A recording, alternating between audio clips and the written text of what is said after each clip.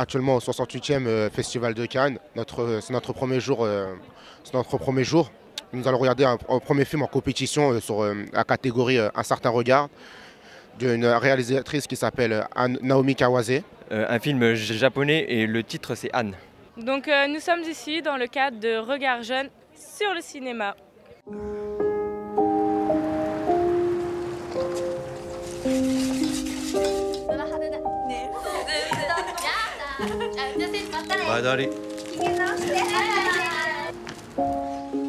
Nous avons choisi en fait cet endroit pour illustrer un peu l'esprit du film qui se passe principalement dans un restaurant. Dans ce film, nous voyons trois générations différentes, donc une jeune fille, une adolescente de 16 ans, n'ayant pas de moyens, un adulte d'à peu près la trentaine qui tient un style de petit restaurant japonais, puis une personne à peu près 75 ans et qui, depuis l'âge de 16 ans, est enfermée dans un sanatorium. Donc la relation entre ces trois personnes, c'est qu'en fait, ils ont un point en commun. Et ce point en commun est la solitude. Le gérant, tous les matins, on constate qu'il n'est pas content, il n'est pas très gai d'aller à son travail. On entend les bruits des escaliers. J'ai l'impression qu'il porte tout le poids du monde sur ses épaules. Et je pense que moi, c'est pour ça qu'il se lie d'amitié avec cette jeune fille. Parce qu'il sent qu'elle aussi, elle est renfermée comme lui. Donc en fait, moi, ce que j'ai apprécié, en fait, c'est notamment le relationnel entre chaque personnage, le gérant et la vieille dame. Au premier regard, quand on voit la vieille dame, on se dit que c'est une personne un peu déboussolée. En fait, elle cherche du travail pour avoir un petit peu d'argent ou se sentir bien dans sa peau.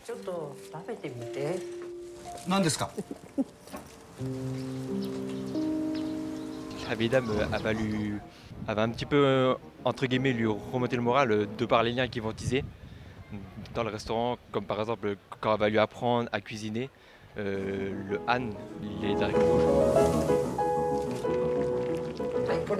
Va mener de la gaieté parce qu'elle est très joyeuse de retrouver une vie de solidarité.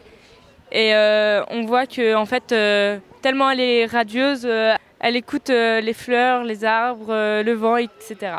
Bah, vraiment, c'était étonnant. Les comédiens, ils étaient excellents. Le décor, magnifique. Franchement, on n'aurait pas pu voir mieux. C'est vraiment une histoire, une leçon à la fin. C'est quitte à avoir un objectif et y aller jusqu'au bout, ne pas se mettre d'obstacles devant et ne pas se renfermer sur soi-même. Bah, d'ailleurs, en fait, ce que je trouve vraiment beau vers la fin du film, c'est qu'en fait, cette vieille dame, je la vois plus comme une mère pour eux. Elle leur a appris des choses, notamment la cuisine.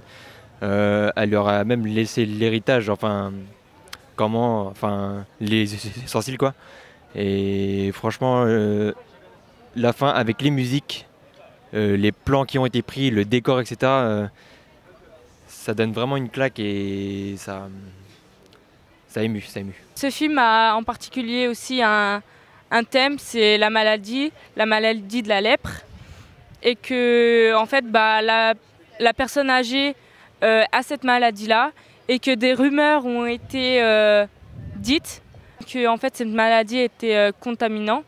Et qu'au final, quand ils ont été voir au fur et à mesure cette personne âgée dans son sanatorium, ils se sont aperçus que toutes ces rumeurs étaient fausses. Ce film a comme conclusion que en fait, malgré nos différences, faut toujours être soudés et il ne faut pas laisser une personne de côté. Donc la question de discrimination est très profonde et immense. Et c'est quelque chose qu'on ne pourra pas résoudre d'ici demain.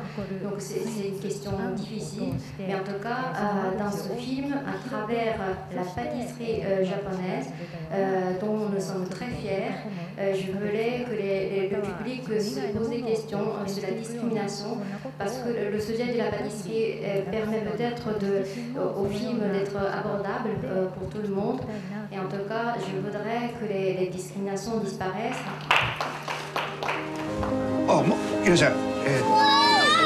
どら焼き乾杯したんだよ。嬉しかったよ。言い訳してたよ。よかったですね。